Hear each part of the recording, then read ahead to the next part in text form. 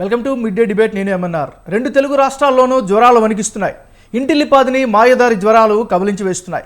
ఈ రోగాలు ఒక్కసారిగా అనేక మందికి పాకిపోతుండడం ఆందోళన కలిగిస్తోంది.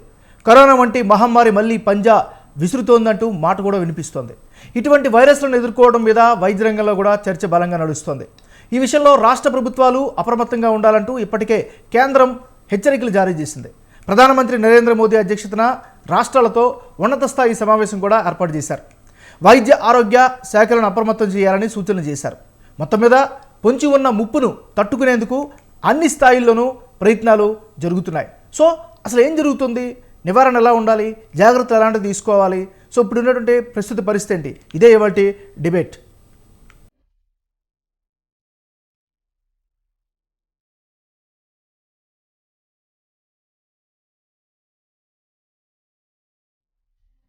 రైట్, ఇవాళ డిబేట్లో పాల్గొనడానికి జి వెంకటలక్ష్మి గారు, MD pulmonary medicine pulmonologist at Amar hospital, అదేవిధంగా డాక్టర్ విజయభాస్కర్ గారు, chairman ethics committee clinical trials and research. ముందుగా మీ ఇద్దరికి కూడా డిబేట్లోకి స్వాగతం పలుకుతున్నామండి. చర్చలోకి ముందుగా ఇవాళ చర్చని విజయభాస్కర్ గారితో స్టార్ట్ చేద్దాం.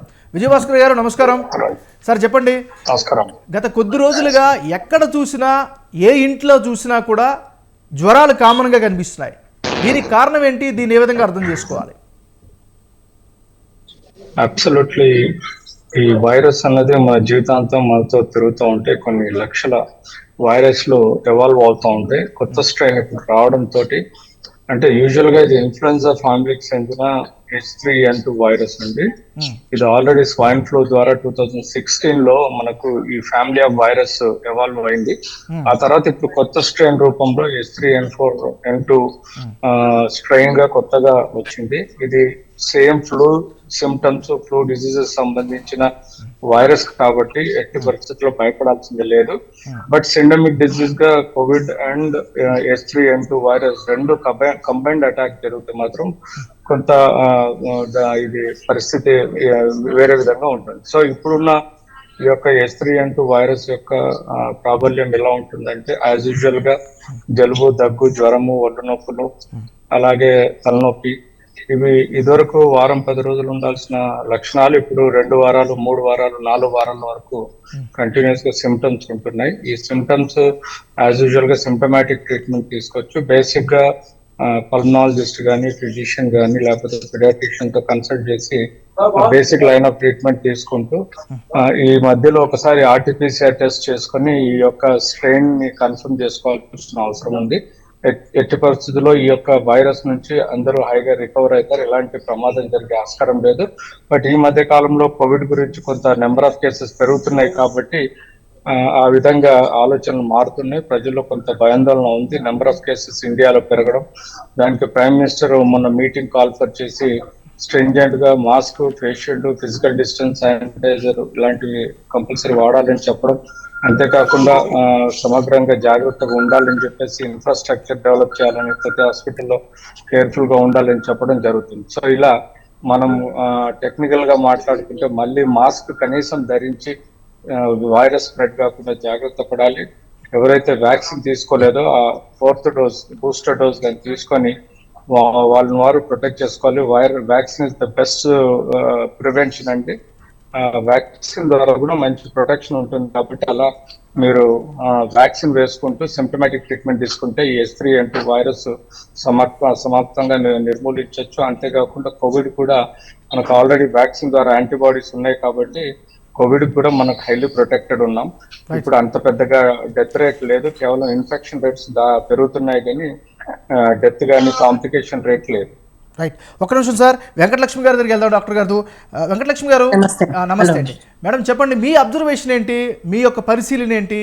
ఈ మధ్యకాలంలో వస్తున్నటువంటి వాళ్ళు పేషెంట్స్ని మీరు చూస్తుంటారు కాబట్టి రెగ్యులర్గా, మీ అబ్జర్వేషన్ ఏంటి ప్రజెంట్ ఈ సినారియో పైన? సో హార్డ్లీ మేము ఒక 100 or 200 వరకు డిటెక్టెడ్ కేసెస్ చూసుంటాము ఈ సీజన్ లో. వాటిలో ఒకరిద్దరే, అది కూడా ప్రీవియస్ కోమార్బిడిటీస్, అంటే బీపీ కానీ, షుగర్ కానీ, సివియర్ కోమార్బిడిటీస్ ఉన్న వాళ్ళలోనే సివియర్ డిసీజ్ అనేది చూసాము.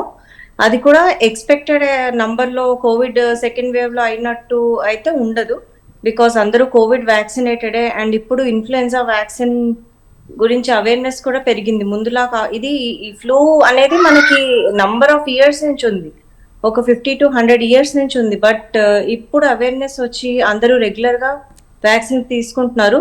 ఎస్పెషలీ మా దగ్గరికి వచ్చే సిఓపిడి కేసెస్ కానీ, నోన్ ఆస్థమాటిక్స్, బ్రాంకియక్టాసిస్, ఇలా ఆల్రెడీ లంగ్ డిసీజ్ ఉన్న వాళ్ళు, హార్ట్ కాంప్లికేషన్స్ ఉన్న వాళ్ళు, షుగర్ పేషెంట్స్ కి మేము రెగ్యులర్ గా అక్టోబర్ లో ఫ్లూ షాట్ అనేది ఇస్తాము. సో ఈ ఫ్లూ షాట్ తీసుకోవడం వల్ల ఇలా ఇన్ఫ్లుయెన్జా కొత్త ఏ స్ట్రెయిన్ ఎక్స్పెక్టెడ్ ఉందో ఇయర్ లో రెస్టారెంట్ స్ట్రెయిన్ ఇచ్చామండి ఈసారి. సో అది సిడిసి రిలీజ్ చేస్తుంది అండ్ ఎవ్రీ ఇయర్ ఆ ఫ్లూ షాట్ అనేది తీసుకోవాల్సి ఉంటుంది. సో అలా తీసుకొని జాగ్రత్తగా ఉంటే మనకి ప్రొటెక్షన్ బాగుంటుంది అండ్ డిసీజ్ రాదు అని కాదు, జస్ట్ వచ్చినప్పుడు సివియారిటీ అనేది తక్కువగా ఉంటుంది, మనకు అది కాంప్లికేషన్స్ రాకుండా ప్రొటెక్ట్ చేస్తుంది. అంటే డాక్టర్ గారు ఒక విషయం చెప్పండి వెంకటలక్ష్మి గారు, అంటే కేవలం ఒక కోవిడ్ ఇదనే కాకుండా ఇన్ జనరల్గా ఇప్పుడు ఎవరి ఇంటి దగ్గర చూసినా కూడా ఒకరిద్దరు పేషెంట్స్ కనిపిస్తూ ఉన్నారు.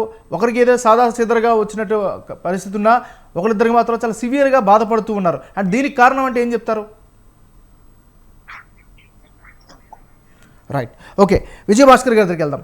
విజయభాస్కర్ గారు, ఈరోజు ఎవరి ఇంటి దగ్గరికి వెళ్ళినా ఎవరు ఇల్లు చూసినా కనీసం ఒక్కరైనా సరే సివియర్ ఫీవర్తో కానీ లేదా ఫీవర్ రిలేటెడ్గా ఉన్నటువంటి ఇష్యూస్తో కానీ బాధపడుతున్నారు. కేవలం దీన్ని సీజనల్గా వచ్చేటటువంటి మార్పులుగానే భావించాలా? అబ్సల్యూట్లీ సీజనల్ వేరియేషన్ తోటి కొత్త స్ట్రెయిన్ వచ్చిందండి. దీనికి ఎలాంటి భయపడాల్సింది అయితే లేదు. యాజ్ సచ్ మన దగ్గర యాంటీబాడీస్ సమృద్ధిగా 27% యాంటీబాడీస్ ఆల్రెడీ ఇన్ఫ్లుయెన్జా వ్యాక్సిన్ తోటి కానీ లేకపోతే ఇతరత్ర వ్యాక్సిన్స్ తోటి మన ప్రొటెక్షన్ ఉంది, వాటితోటి మనము రికవరీ అవుతాం. కానీ చిల్డ్రన్స్ లో క్రాస్ ఇన్ఫెక్షన్ పెరిగే ఆస్కారం ఉంటుంది కాబట్టి చిల్డ్రన్ ని బాగా హై కేర్ లో ఉంచాలి. చిల్డ్రన్ ని స్కూల్స్ పంపించిన ఆర్టీపీసీఆర్ కానీ బేసిక్ ఇన్ఫ్లుయెన్జా టెస్ట్ కానీ చేసి వాళ్ళని స్కూల్స్ పంపించాలి.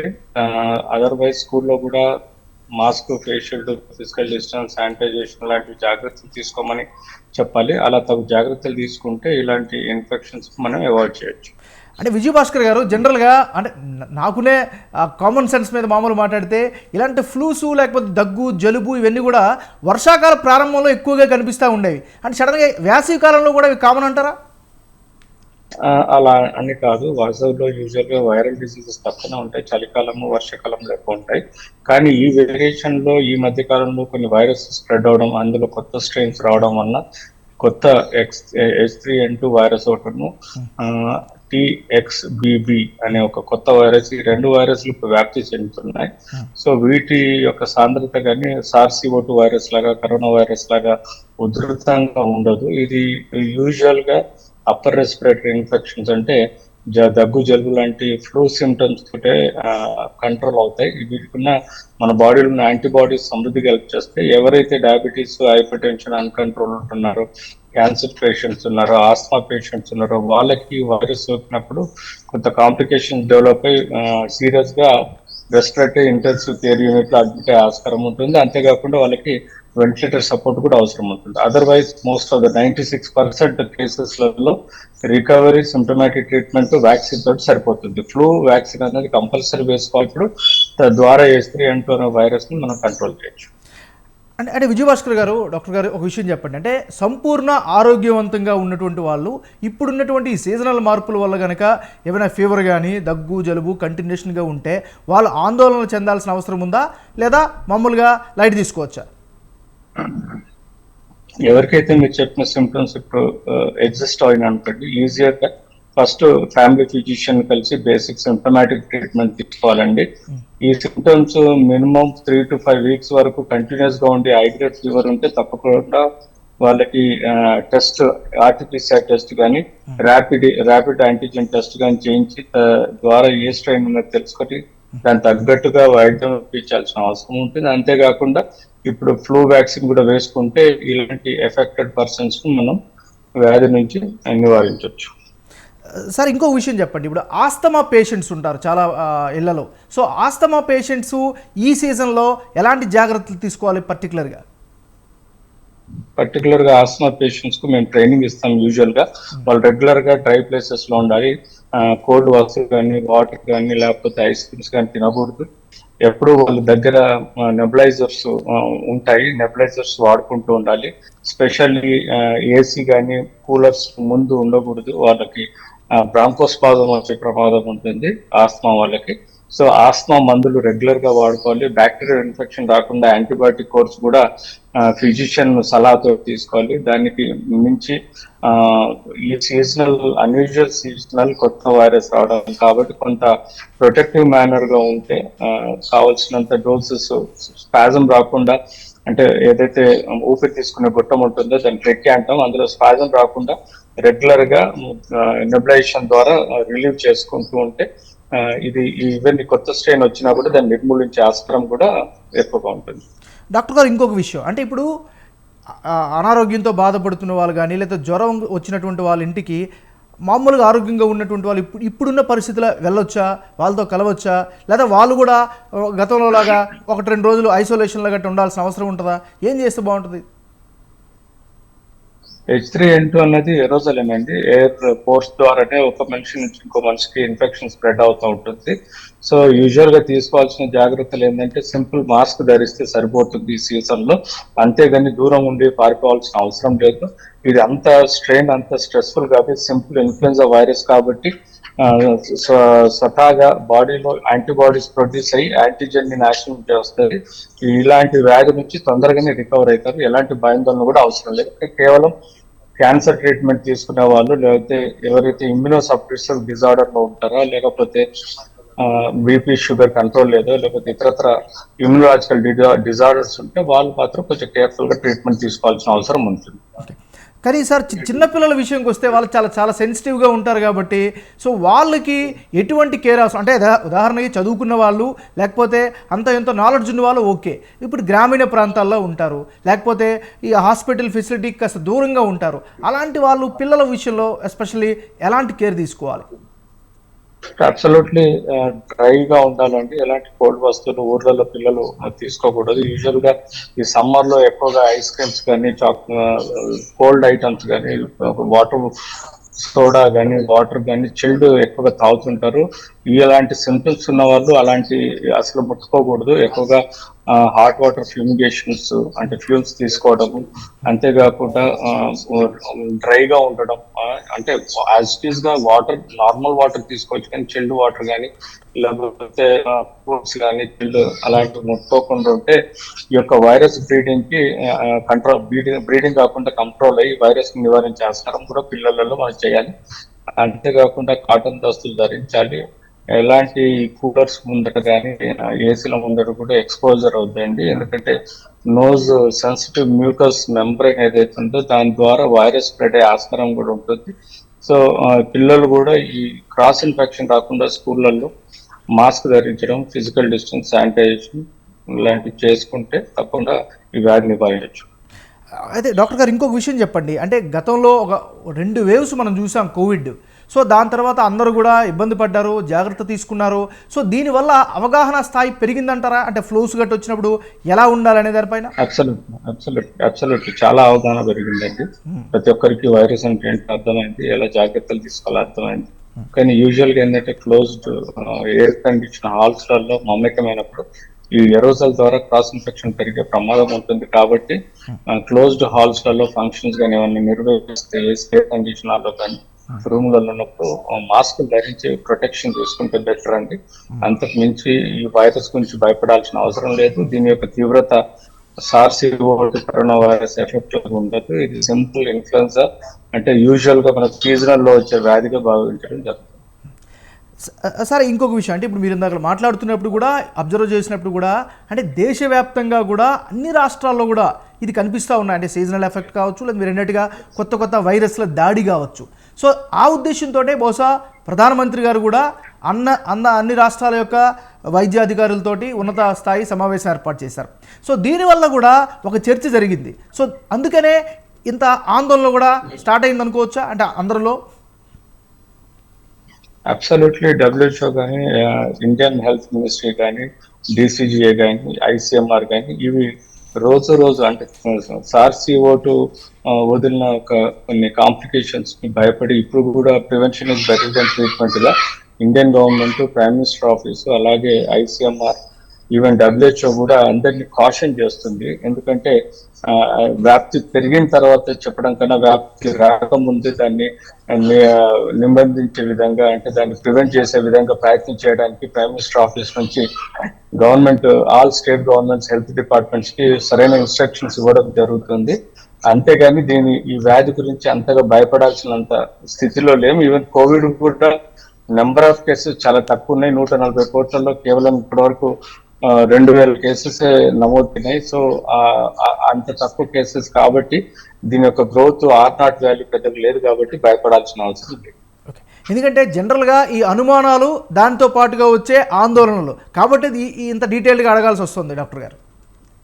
అబ్సల్యూట్లీ రైట్ అండి. ఈ రోజు prevention is better than treatment అన్నట్టుగా అన్ని ఆర్గనైజేషన్స్ ముందే చెప్తున్నాయి. ఎందుకంటే తర్వాత లాస్ట్ టైం WHO మాటలు పడాల్సి వచ్చింది. ఎందుకంటే కరోనా స్ప్రెడ్ అయిన తర్వాత కొన్ని లక్షల మంది చనిపోవడం, మొత్తం లాక్డౌన్ పెట్టడం ప్రపంచం అంతా. దీనికి WHO ప్రాపర్ గా ఇంటిమేట్ చేయలేదని ఒక అపవాదం WHO వదలడం జరిగింది. కాబట్టి ఇప్పుడు WHO కానీ ఇండియన్ గవర్నమెంట్ కానీ మొదలే ప్రివెన్షన్ కోసం అని చెప్పేసి ఎర్లీ స్టెప్ తీసుకోవడం జరుగుతుంది. సరే డాక్టర్ గారు, అంటే వ్యాధి ఎవరికి ఇబ్బంది పడలేదు, లేరు, చాలా హాయిగానే ప్రశాంతంగా ఉన్నారు. అలాంటి ఇంట్లో ఎలాంటి జాగ్రత్తలు తీసుకుంటే బెటరు, ఏ అంశాలపైన? అబ్సల్యూట్లీ రైట్ అండి. సీజన్ లో వేరియేషన్ స్ట్రెయిన్ ఎట్లయితే పక్కన ఇంట్లో కానీ పక్కన ఉన్న వ్యక్తులలో ఈ యొక్క వైరస్ పాజిటివ్ వస్తే వాళ్ళ నుంచి దూరంగా, అంటే యాజ్ గా mask, face shield, physical distance, sanitization చేసుకోవాలండి. అతన్ని ఐసోలేట్ చేసేసి సరైన RT-PCR టెస్ట్ చేసి వారికి కావాల్సిన ట్రీట్మెంట్ ఇప్పిస్తూ ఉండాలి. అంతేకాకుండా ఇండియన్ స్టేట్ గవర్నమెంట్ లోని అర్బన్ హెల్త్ సెంటర్ కానీ ప్రైమరీ హెల్త్ సెంటర్ లో కానీ దీని గురించి ఇన్ఫార్మ్ చేసి దానికి తగ్గట్టుగా సూచనలు తీసుకుంటూ మెడికేషన్ తీసుకుంటూ ఉండాలండి. ఇంట్లో మాత్రం బయట కానీ mask, face shield, physical distance, sanitization జాగ్రత్తలు తీసుకోవాలి. Medicines as per the symptoms వాడుతూ ఉంటాయి. డాక్టర్ గారు, ఇంకొకటి, ఈ మధ్యకాలంలో చీటికి మాటికి చిన్నదానికి పెద్దదానికి రోగం ఏదైనా సరే యాంటీబయాటిక్ ఇంటేక్ అనేది పెరుగుతూ ఉంది. సో దీనిపైన మీ కామెంట్ ఏంటి అసలు? అబ్సల్యూట్లీ వైరల్ డిసీజెస్ లో యాంటీబయాటిక్ రోల్ లేదండి. అన్నెసర్లీ యాంటీబయాటిక్ వేసుకోవద్దు. కానీ some times flu diseases upper respiratory అంటే పైన, లోవర్ రెస్పిరేటరీ అంటే చెస్ట్ లోపల ఎక్కడైతే ఇన్ఫెక్షన్ స్ప్రెడ్ అవుతుందో స్ఫుటం ఫామ్ అవుతుంది. ఆ స్ఫుటం ఏదైతే ఉందో అది ముక్కు, నోటి ద్వారా బయటపడుతున్నప్పుడు అది క్రీమిష్ కలర్ కానీ ఎల్లోయిష్ కలర్ ఉంటే that means the infection bacterial secondary infection అయినట్టుగా భావించి ఆ స్ఫుటం ని టెస్ట్ పంపించి ఏదైనా బ్యాక్టీరియా కన్ఫర్మ్ అయితే దాని తగ్గట్టుగా యాంటీబయాటిక్ తీసుకుంటే సేఫ్ అండి. అన్నెసర్లీ యాంటీబయాటిక్ వాడొద్దు వైరల్ డిజీజ్ లో, దాని యొక్క సెన్సిటివిటీ పోతుంది. డాక్టర్ గారు, ఇంకొక విషయం, ఇప్పుడు కంటిన్యూషన్గా చిన్న అబ్జర్వేషన్ చూస్తున్నా కూడా కంటిన్యూషన్గా చాలామందిలో 101, 102 ఫీవర్ అనేది కంటిన్యూషన్గా ఉంటుంది. ఒక 4 రోజులు, 5 రోజులు, వారం రోజులు ఉంటుంది. డాక్టర్ దగ్గరికి వెళ్ళి చెకప్ చేసుకుంటే ఏ సమస్య లేదని చెప్తా ఉన్నారు. సో ఇలాంటి కేసెస్ ఎలాంటి జాగ్రత్తలు తీసుకోవాలి?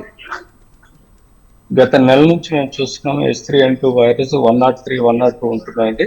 యథావిధిగా సిమ్టమాటిక్ ట్రీట్మెంట్ చేస్తే రికవర్ అవుతున్నారు. ఎలాంటి సీరియస్ కండిషన్ లో పోవటం లేదు. ఏదో 0.1 to 2% వ్యక్తులు వాళ్ళకి కొంత immuno suppressive disease, oncology, cancer treatment, లేకపోతే బీపీ, షుగర్ అన్కంట్రోల్ ఉంటే వాళ్ళు మాత్రం కాస్త హాస్పిటల్ అడ్మిట్ అవుతున్నారు. కానీ ఇతరత్ర పేషెంట్స్ మాత్రం బాగా రికవర్ అవుతారు. సార్, అంటే జనరల్గా మీరు ఇంత చెప్పారు, ఇంకాస్త క్లియర్గా మాట్లాడుకుంటే ఎవరికి ప్రమాదకరం, అంటే ఇలాంటి సీజనల్ డిసీజెస్ కావచ్చు, లేకపోతే కొత్త ఇవి కావచ్చు, ఎవరికి ప్రమాదకరం? యూజువల్ గా ఆస్మా పేషెంట్స్ కి, కార్డియాక్ పేషెంట్స్ కి, అలాగే uncontrol diabetes, hypertension patients కి, immunosuppressive disease, oncology, cancer treatment తీసుకున్న వాళ్ళకు ఈ వ్యాధి యొక్క తీవ్రత ఎక్కువగా ఉంటుంది. కాబట్టి ఇలాంటి వాళ్ళు చాలా జాగ్రత్తగా ఉండాలి. ఎల్డర్లీ పీపుల్, అట్లాగే చిన్న పిల్లల్లో కూడా రెసిస్టెన్స్ తక్కువ ఉంటుంది. కాబట్టి చిన్న పిల్లలు అలాగే ఎల్డర్లీ పీపుల్ జాగ్రత్త తీసుకోవాలి. డాక్టర్ గారు, ఇంకొక విషయం ఏంటంటే గర్భిణీలు ఎవరైతే ఈ ప్రెగ్నెంట్ ఉమెన్ ఉంటారో వాళ్ళు కూడా చాలా ఈ సెన్సిటివ్ ఇష్యూస్తో ఫేస్ అవుతూ ఉంటారు కాబట్టి వాళ్ళు కూడా ఎట్లాంటి కేర్ తీసుకోవాలంటే ముఖ్యంగా ఈ seasonal diseases? Absolutely. Pregnant lady with asthma కానీ, ప్రెగ్నెంట్ లేడీ విత్ డయాబెటీస్ కానీ, pregnant lady with cancer treatment కానీ ఉంటే వాళ్ళకి ఇమ్యునాలజికల్ సప్రెషన్ లో ఉంటారు. కాబట్టి అలాంటి వాళ్ళు ఎక్కువగా జాగ్రత్తలు తీసుకుంటూ ఉండాలి. వారు తీసుకోవాల్సిన జాగ్రత్త అంటే యాజ్ ఇట్ ఈస్ గా కోల్డ్ ఐటమ్స్ ముట్టుకోకూడదు, చలికి ఎక్స్పోజ్ కాకూడదు, ఎక్కువగా అవసరం ఉంటే ఆస్మాకి నెబులైజేషన్ తీసుకుంటూ ఉండాలి. సో తద్వారా ఫీటస్ కడుపులో ఉన్న ఫీటస్ కూడా ఎలాంటి హాని జరగకుండా హైలీ న్యూట్రిషియస్ ఫుడ్ తీసుకోవాలి, ఇమ్యూనో బూస్టర్స్ తీసుకోవాలి. తద్వారా ఇమ్యూనలాజికల్ ఇంపైర్మెంట్ ఏదైనా ఉన్నా కూడా రికవరీ ఆస్కారం ఉంటుంది. వాళ్ళకి proper care, immunological diet proper తీసుకుంటే వాళ్ళకి ఇలాంటి ఒక వ్యాధి వ్యాప్తి చెందే ఆస్కారం అనేది తక్కువ ఉంటుంది. రైట్. ఇప్పుడే మనకి మరొకసారి డాక్టర్ వెంకటలక్ష్మి గారు మళ్ళీ కనెక్ట్ అయ్యారు. నో ఇష్యూ అండి. సో వెంకటలక్ష్మి గారు ఫైనల్గా చెప్పండి, అంటే మీరు మీ అబ్జర్వేషన్స్ ఏంటి, మీరు ఇచ్చే ఫైనల్గా ఇచ్చే ఓవరాల్ సజెషన్స్ ఏంటండి? సో ఇది హై గ్రేడ్ ఫీవర్స్ చాలా కామన్ అండి మనకి. ఈవెన్ ఈ వైరల్ ఇన్ఫెక్షన్ లో కూడా 2-3 days వరకు హై గ్రేడ్ ఫీవర్స్ చూస్తున్నాము. వెంటనే యాంటీబయాటిక్స్ వాడే అవసరం లేదండి. ఇప్పుడు సార్ చెప్పినట్టు ముందు అదే స్ట్రెయిన్, దానికి కన్ఫర్మేషన్ కోవిడ్-19 కో ఇన్ఫెక్షన్ కూడా ఉందా, which can be dangerous. And రెండు కలిపి H3N2 కోవిడ్ రెండు కలిపి వచ్చినప్పుడు కొంచెం సివియారిటీ అనేది పెరిగే ఛాన్స్ ఉంటుంది. సో ఇమీడియట్ గా ముందు టెస్టింగ్ చేసుకొని కన్ఫర్మేషన్ చేసుకొని ఐసోలేట్ అవుతే మీ ఇండ్లలో ఉన్న వాళ్ళు ఎవరైనా ఎక్కువ ప్రోన్ ఉన్న వాళ్ళు, బాగా ఓల్డ్ ఏజ్ వాళ్ళు, ఎక్కువ ఇన్ఫెక్షన్ ససెప్టబుల్ డయాబెటిక్స్ ఇలాంటి వాళ్ళు ఎఫెక్ట్ అవ్వకుండా ఉంటారు. ఐసోలేషన్ ఉండి బాగా fluid hydration, oral fruits, vegetables, regular exercise ఎప్పుడు ఉన్న ప్రికాషన్స్ తీసుకుంటూ, along with that flu vaccine, even flu vaccine అందరికీ recommended, everybody should be taking it. So help అవుతుంది. ఎస్పెషలీ ప్రెగ్నెన్సీ ఇలాంటి వాళ్ళు ఇంకా జాగ్రత్తగా ఉండాలి. Pregnant state one of the risk factors అన్నమాట. ఇంకా సివియర్ డిసీజ్ అనేది చూస్తాం మనం ప్రెగ్నెన్సీలో కూడా కొన్నిసార్లు. సో మేడం ఫైనల్గా ఇంకొక విషయం ఏంటంటే, ఇప్పుడు ఒక ఇంటిలో రకరకాలుగా, అంటే ఒక నలుగురు ఉంటే ఇద్దరికి వస్తుంది ఖచ్చితంగా. సో అట్లాంటి ఇంట్లో ఉన్నటువంటి వాళ్ళ పరిస్థితి ఏంటి, అలాంటి వాళ్ళు ఎలాంటి జాగ్రత్తలు తీసుకోవాలి? ఒక ఇంట్లో ఉన్న వాళ్ళు మాక్సిమం అఫెక్ట్ అయిపోయి ఉంటారండి. మనకు అది తెలియడానికి 3-4 days పడుతుంది కాబట్టి ఎక్కువ మొబిలైజ్ అవ్వకుండా, బయటకు వెళ్లకుండా మాస్క్ వేసుకుంటే better. Regular hand washes, hospitals లో అయితే hand washes, hand hygiene maintain చేయడం, బయట నుంచి ఎక్కడన్నా వచ్చినప్పుడు రెగ్యులర్ మనం కోవిడ్ అప్పుడు ఎలా అయితే హ్యాండ్ శానిటైజేషన్ రెగ్యులర్ గా చేసుకున్నామో అలా ఎక్కువ మందిని కలవకుండా అలా చేస్తే better. At least for 5 to 7 days ఇంట్లోనే ఐసోలేట్ అయిపోతే మంచిది. కానీ డాక్టర్ గారు ఈ విషయంలోన కరోనాకి ఒక రకంగా భయపెట్టినా, బాధ పెట్టినా, ఇబ్బంది పెట్టినా, లాస్ చేసినా కూడా ఒక రకంగా థ్యాంక్స్ చెప్పుకోవాలి. ఎందుకంటే ఒక 50 to 60% మొత్తం జనాభాలో ఈ జాగ్రత్తలు అనేవి వచ్చాయి. చేతులు కడుక్కోవడం కానీ, హైజీన్గా ఉండాలనేటటువంటి ఇది కానీ ఇందులో డాక్టర్ గారు కూడా చెప్తా ఉన్నారు. సో మాకంటే మీకే ఎక్కువ అబ్జర్వేషన్ ఉంటుంది కాబట్టి. సరే ఫైనల్గా విజయభాస్కర్ గారి దగ్గర వెళ్దాం. సార్ విజయభాస్కర్ గారు ఫైనల్గా చెప్పండి. సో మనం హ్యాపీగా ఉండొచ్చు, ఆందోళన చెందాల్సిన అవసరం అయితే లేదు, అంతేనా? అబ్సల్యూట్లీ రైట్ అండి. 80% ఆందోళన చెందాల్సిన అవసరం లేదు. ఇట్స్ ఇన్ఫ్లుయెన్జా డిసీజ్ కాబట్టి, ఇట్స్ రొటీన్ సీజనల్ వేరియేషన్ లో వచ్చే వైరస్ కాబట్టి దీనికి మేడం చెప్పినట్టుగా ఇన్ఫ్లుయెన్జా వ్యాక్సిన్ కానీ తప్పకుండా అందరూ వేసుకోవాలి. తద్వారా యాంటీబాడీస్ ఉండి ఇలాంటి వైరస్ వచ్చినా కూడా కొంతవరకు ప్రొటెక్షన్ ఉంటుంది. దానికి తోడు సిమ్టమాటిక్ ట్రీట్మెంట్ తీసుకోవాలి. మిస్గైడ్ కావద్దు. ఫిజిషియన్, పల్మనాలజిస్ట్ అండ్ పెడియాట్రిషియన్ దగ్గర కన్సల్టేషన్ చూసుకుంటూ జాగ్రత్తగా ఉండాల్సిన అవసరం ఉంది. రైట్. ఎందుకంటే సార్ ఈవెన్ వెంకటలక్ష్మి గారు, విజయభాస్కర్ గారు, మా ఉద్దేశం కూడా అదే. అనవసరంగా ఆందోళన పెట్టడం కానీ, లేకపోతే మిస్గైడ్ చేయాలని కానీ ఉద్దేశం కాదు. ఉన్నంతలో మా వనరుల్లో, మా పరిమితిలో 10 మందికి ధైర్యం చెప్పాలనేదే మా ఉద్దేశం. అందుకే ఇవాళ debate. Thank you so much అండి, మీ విలువైనటువంటి సమయాన్ని కేటాయించి మంచి ఇన్పుట్స్ ఇచ్చి చాలా ధైర్యం చెప్పినందుకు. ముఖ్యంగా చివరిలో డాక్టర్ గారు చెప్పినట్టు ఆందోళన చెందాల్సినటువంటి అవసరం లేదన్నందుకు మరింత సంతోషంగా ఇవాళ డిబేట్ని ముగిస్తున్నాం. థ్యాంక్ యూ సో మచ్ అండి. ఇది ఇవాళ మిడ్ డే డిబేట్. చూస్తూ ఉండండి స్వతంత్ర.